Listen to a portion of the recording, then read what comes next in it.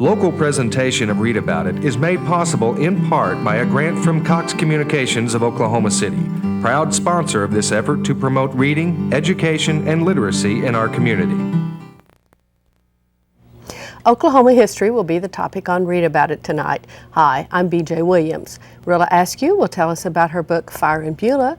We also have Susie Beasley. Kids Corner will feature Shelley Ziegler Hill. Merlene Lovelace, Doug Benton, and the mayor of Oklahoma City will also be with us. Coming up, Rilla Askew. The following public service program is brought to you by the Metropolitan Library System.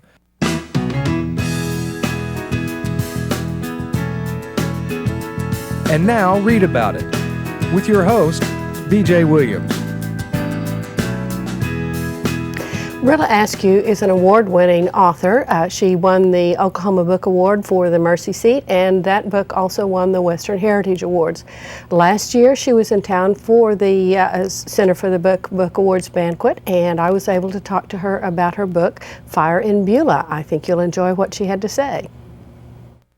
Rilla, what inspired you to write Fire in Beulah? I was living in Brooklyn in 1989, and I was reading a biography of Richard Wright, and I came across a passage where it just mentioned that there were several race riots that year, talking about what he was doing in 1921, in Helena, Arkansas, and I've forgotten where the other one was, and Tulsa, Oklahoma, and I said, what? A race riot in Tulsa, Oklahoma? I'd never heard of it. Grew up in Bartlesville, 50 miles from Tulsa, and that I knew a lot about Oklahoma history and had never heard of it. And as soon as I read those words, I knew it was going to be the subject of what I thought would be my next novel. I had just finished writing Strange Business, the stories for Strange Business, and was looking for a subject for a novel, and I knew it was going to be centered in Oklahoma. And so when I read those words, I knew nothing about the riot, so I didn't know the degree of the destruction. I didn't know... I knew nothing. Well, I knew nothing. So I began to do the research, and there was not so much information about the riot in 1989 as there is now. It was just at the very beginning of the time when people began to be interested and willing to look back. So, but the deeper inspiration, I would say, at that time, I had become more acutely aware of race in America because I was living in Brooklyn and teaching. Most of my students were young people of color, so I was really directly involved in the lives of a lot of. A lot of them were West Indian and also African American, and so it had become a subject that was of great interest to me, the issue of race and race relations. And then I've always written about Oklahoma, so it was sort of a natural that way. One of the things I found interesting in the book was the aspect in which you bring in, and I thought I was very impressed with the way it was brought in, was the fact that black-white relations are not the only race problems that Oklahoma has had or does have. And you were able to bring in the fact that there were Indians living in the area, and they weren't getting along all that well with the white people, especially the oil men and various things like that. So I was impressed that you were able to, I guess, put the race riot in context of a larger whole. I had wanted to do that, and also when I began to research the riot, before so many, even Scott Ellsworth's book with Death in a Promised Land was not readily available, or I couldn't find it, let me say. I was aware of it, but I couldn't find it in a bookstore. It hadn't been reissued in paperback yet. And but so I began. I would go to OU and read master's theses, and trying to discover that way. And I began to understand that how African Americans first came into Indian Territory was as slaves of Native people, and I knew that there was the whole issue of freedmen and what happened after the Creeks and Cherokees and other slaveholding tribes freed their slaves, and then they became members of the tribe and received allotments, and so the kinds of difficulties that were that African Americans who migrated in here experienced, also the freedmen who were already here when the white men began to come in. experienced. So it's an integrated. I mean, really, my subject is Oklahoma in the deepest sense. It is not just in this book, but in my life's work, and so and Oklahoma, that's so deeply a part of its history. It was to be the first all-black and Indian state. There was after it was Indian, in that transition between Indian Territory and Oklahoma. So race is so much a part of our story, and it's not something that we talk about very much in Oklahoma. And as I was speaking to someone recently, when you start to dig down underneath the surface, you see it's still very volatile.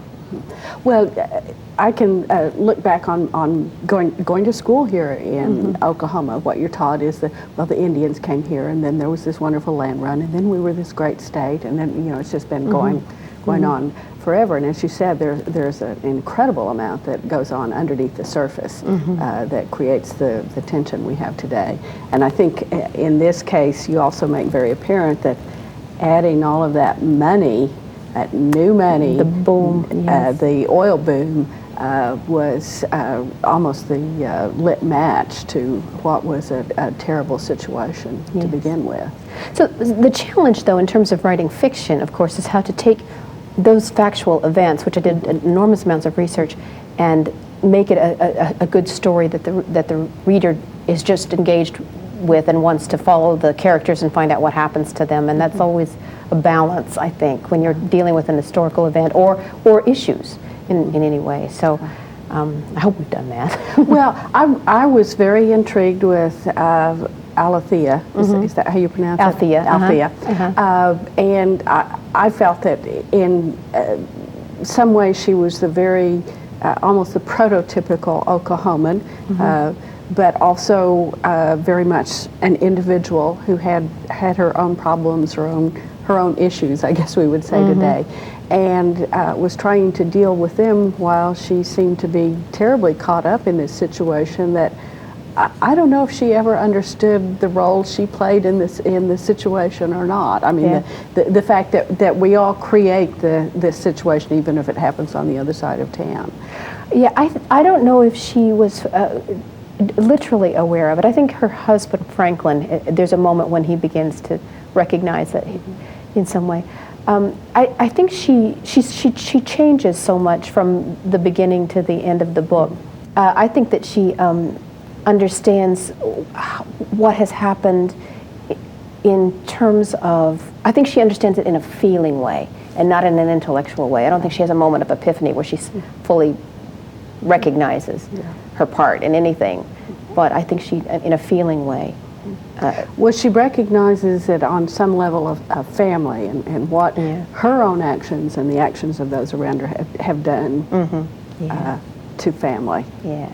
And so I was just pulled right in right from the beginning with that terrible birth on the farm, and just right on down the line. I was impressed that you brought in what happened in Oklahoma City, the lynching there. That was sort of, well, if we can lynch a white boy, we can lynch a black boy, and that all came built. That all came from research. I didn't know about that particular lynching in Oklahoma City. I mean, I found out. I knew that the race riot in Tulsa was part of it was because there was the fear that young man was going to be lynched. But I didn't know about Oklahoma's history of lynching until I began to go research it, and that's why it plays such a part in the early parts of the book. Well, thank you very much, Rilla, for being with us. Thank you. We've had Rilla Askew telling us about her book, Fire in Beulah. You can find it in the library and at your favorite bookstore. Coming up next, we have Doug Benton talking with Susie Beasley. Susie usually interviews people about books they've read, but this time she wants to tell you about something that will really help you with your cooking. Hello again, everybody. I'm here once more with Susie Beasley in the hot seat over here. Right. Susie, you brought us a book called Semi-Homemade Cooking by Sandra Lee, and you described her as being maybe the next Martha Stewart? That's a really good possibility. Sandra Lee, I think she's been kind of on the sideline for a fairly long time, and so she was encouraged by her friends and fellow cooks that she should go ahead and put something down on paper, and she has. This particular work, it's well over 400 pages, and it has recipes from appetizers to, you know, a 12-egg pound cake. But she uses brand names of most of the ingredients for these recipes are brand name. However, with her using that, some readers may be turned off. She's not insisting that you go and buy Del Monte green beans. I mean, if you go to a store to get items for a recipe, one can of green beans is no doubt just as good as the next can of green beans. I would think. But the thing that really got me about this book is the simplicity of preparing food in this rush, microwave, going by McDonald's on your way home from work type thing. This fits that need. So the idea of semi-homemade is that it's okay to cook with prepared foods, things that are already prepared. That's already prepared. Well, that's kind of an interesting concept. It's an interesting concept, and it's totally different from other cookbooks because, again, the time factor of the preparation time of food is just, I mean, it's just cut in half because you're not having to go and get the fresh green beans and break them up and cook them and steam them and all this. You actually can go ahead and use these particular prepared products, and the dishes are wonderful. My daughter enjoys this book so much. She purchased it. The library does have it in system. And I think that one thing about Sandra Lee is that she doesn't pull any punches. She tells you that this is how the cooking time is going to be, and it's right on that because she has prepared these meals. Yeah. Now, is she just talking about main courses? Does she talk about desserts, bread? She talks about bread. She talks about appetizers, snacks, which is good because families that don't have a lot of time that they spend together, they can use this to kind of come together and share the art of cooking without having to think that, oh yes, I have to be Emerald, I have to be Wolfgang Puck. You don't have to be any of those people to get into the kitchen with these products and prepare a wonderful meal. And it's a good learning experience for the kids. Okay, it's called Semi-Homemade Cooking by Sandra Lee, who may or may not be related to Sarah. That's right. That's right. But she may be telling you to buy some Sarah Lee and work with it to make something new out of it. That's right. Interesting book, Cookbook for the 21st Century. Correct. Susie, thank you for coming by and sharing the book with us. Thank all of you for watching. We'll see you again soon. Yo, see that girl? She sets the curve in my math class. Always has her homework right. Me? I hate homework, but I gotta do it, you know? But I found out her secret. She logs on to the Metro Library website and then clicks on their homework center. I couldn't believe what they have there.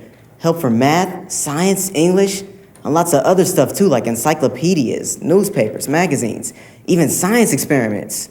Metro Library's Homework Center website is one-stop shopping.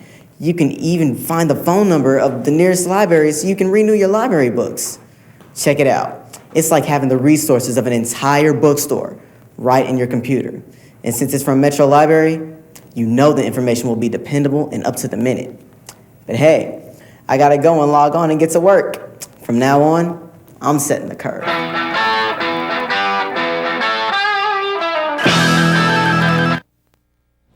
With me now is Marlene Lovelace. She is an Oklahoma author. She has had a very distinguished career in the United States Air Force, and when she retired, she decided that she would write books, and she's beginning to have a very distinguished career writing books. Your most recent is the Captain's Daughter, isn't it? The Captain's Woman. The Captain's Woman. Well, I You had were close. I had the gender The right. one before that was the Colonel's Daughter. Right, that's what it is. And we're actually going to talk about that book in a couple of months, but what we want to talk about is you are going to be at the Oklahoma Historical Society Saturday for something I think an awful lot of people here in the city would be interested in. Well, I am so excited about this. This is the talk that I'm giving at the Historical Society is actually about the research that I did for the Captain's Woman, about Teddy Roosevelt and the Rough Riders. And while I was researching the book, it was so fascinating to me to find out, you know, most everybody's heard about the Rough Riders, but I'm not sure everybody knew that they were drawn from 4 territories. There was the Arizona, New Mexico, Oklahoma, and Indian territories. So when I was putting this book together, I learned a lot about Oklahoma history and the people that participated in the Spanish-American War. And from that has sprung a whole new series that I'm doing called The Oklahomans that focuses on Oklahoma history, and that's what we're going to talk about at the Historical Society on Saturday. the contributions that Oklahomans have made to military history and the defense of this nation. And so I'm really excited about it. Now, you are going to ask, or people need to do something before they come to the talk at 1 o'clock, don't they? They need to go through their closets and their attics. Yes. Or the scrapbooks or whatever.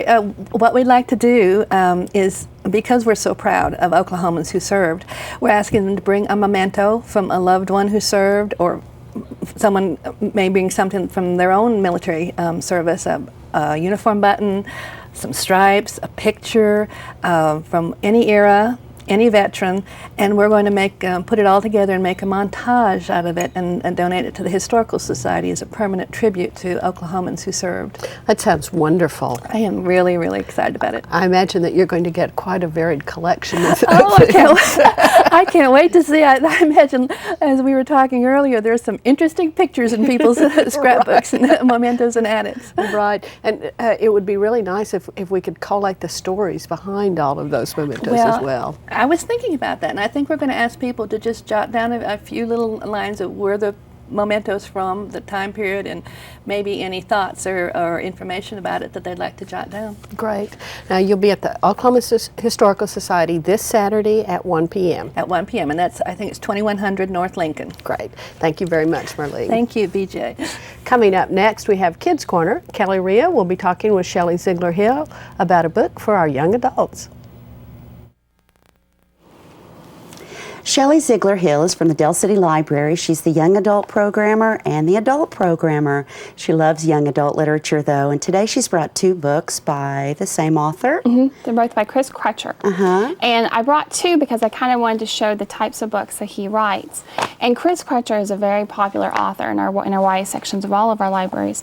And he tends to write books about very serious teen issues, but he'll put like this humorous spin on it that makes it enjoyable to read, yet it really pertains to something that's serious that a lot of our teens do face.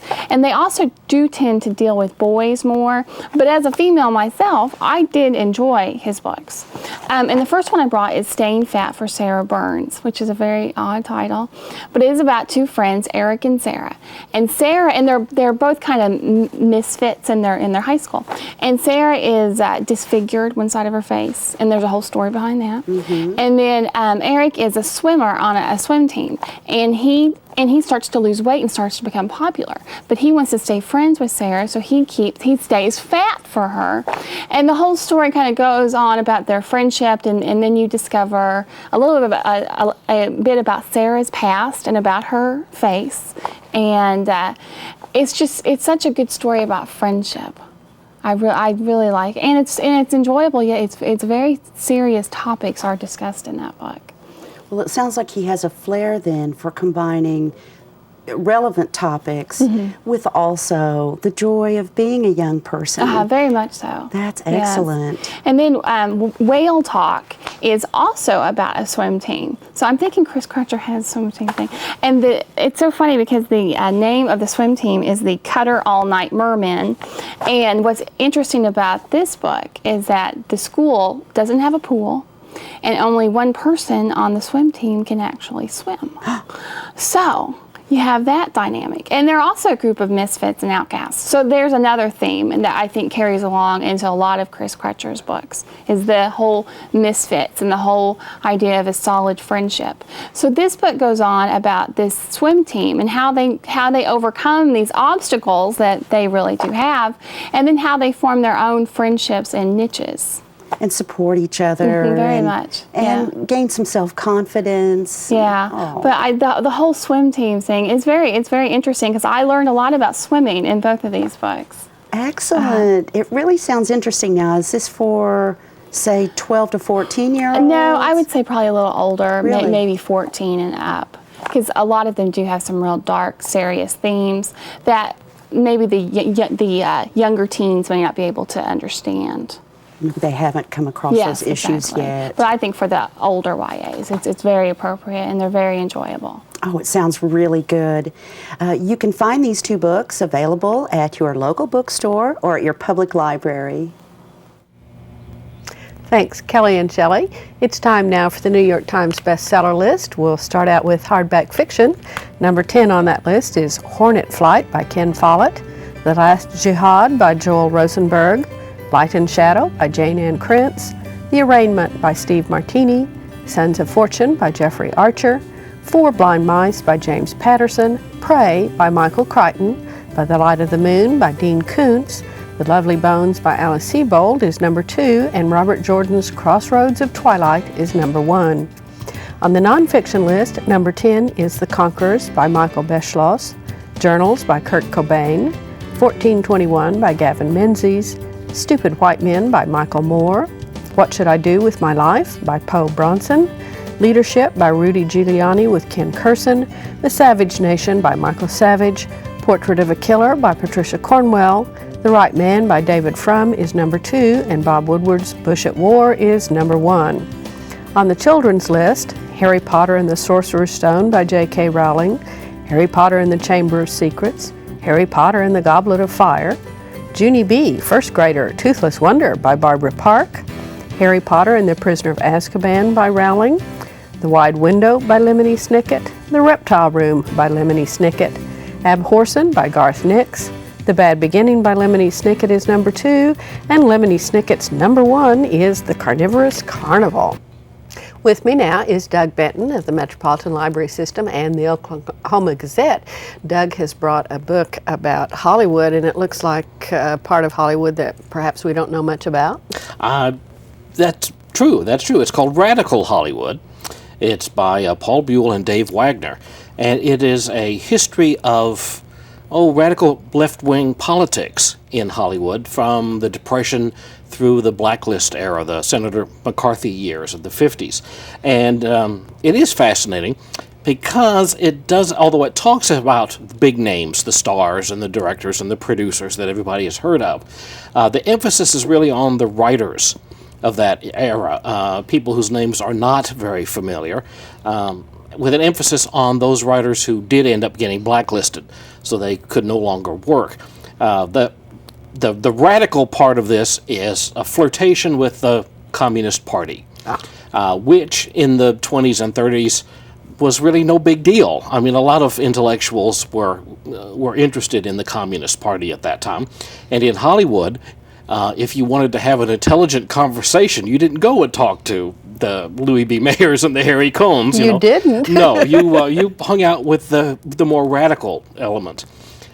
Into the 30s and then into the war years, especially, being associated with the Communist Party, even as a member of the party, really didn't mean so much that you were espousing the goals, the ultimate goals of communism. It was an anti-fascist thing to do.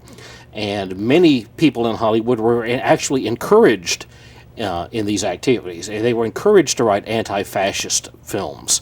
So it came back to haunt them later. Right. Well, I was going to say from 1941 to 1945, the United States of America was rather more pro-communist and anti-fascist. Absolutely. And that's the sad thing about this is that the producers were being encouraged by the government to make anti-fascist films, even if they did, and pro-Russian films, not necessarily pro-communist films, but Russia was our ally, and they were taking a tremendous beating in the war, and so they were encouraged to produce films that were pro-Russian, and then of course after the war, all of a sudden that was very bad, and if you had done that sort of thing, you were in trouble with the government. It was a different government, but right. Still the American government.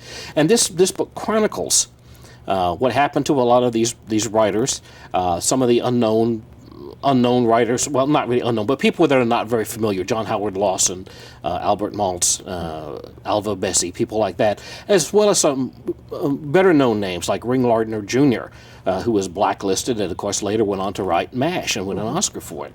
Dalton Trumbo and Dashiell Hammett, the man who wrote The Maltese Falcon and The Thin Man, was, of course, a writer in Hollywood and was blacklisted because of his dealings with the Communist Party. So those stories are in here. It's also interesting, I think, to look at the political orientation of some famous people, some of the actors and the actresses of the time. this book cannot be used really as a guide to the talents of these people, because the authors, they have their prejudices. And if an actor was particularly right-wing, they don't like them. Robert Taylor, Ginger Rogers, they have nothing nice to say about people like that, regardless of what they may have been on screen. They just don't like them because of their politics. Whereas and it's surprising in some instances who was a liberal at the time. There's a wonderful story here, and they admit that it's unsubstantiated, I'll get it out here, that Ronald Reagan at one time applied for membership in the Communist Party, but was refused because he wasn't smart enough. Oh, Now, well. again, they Yeah. admit that was unsubstantiated. But Reagan was an informer for the FBI. He had his own code name, F10. I'm sure he loved that.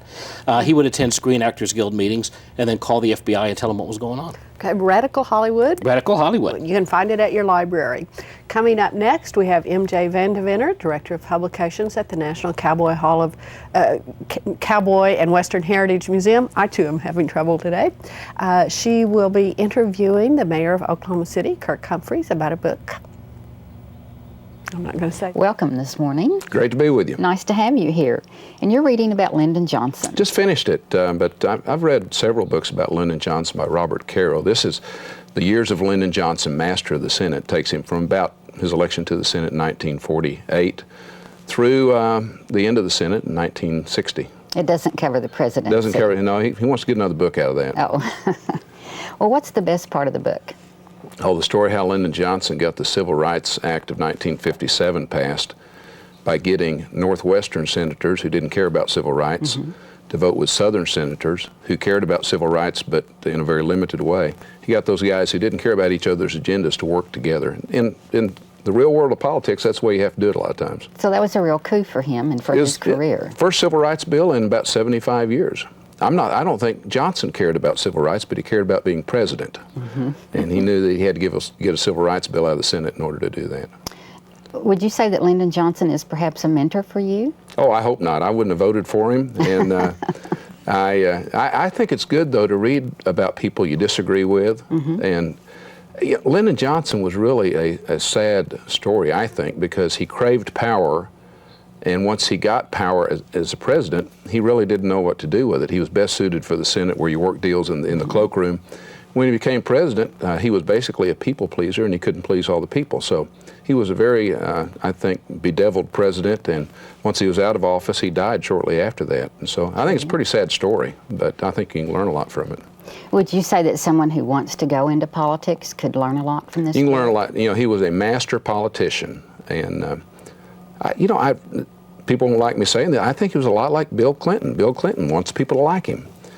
You contrast that with George Bush, who kind of lets it rip and says what he thinks. Frank Keating says what he thinks. So, but you can learn a lot from him. He was a master politician. He was at his best in the Senate. Is the term master politician a term that is probably not very complimentary?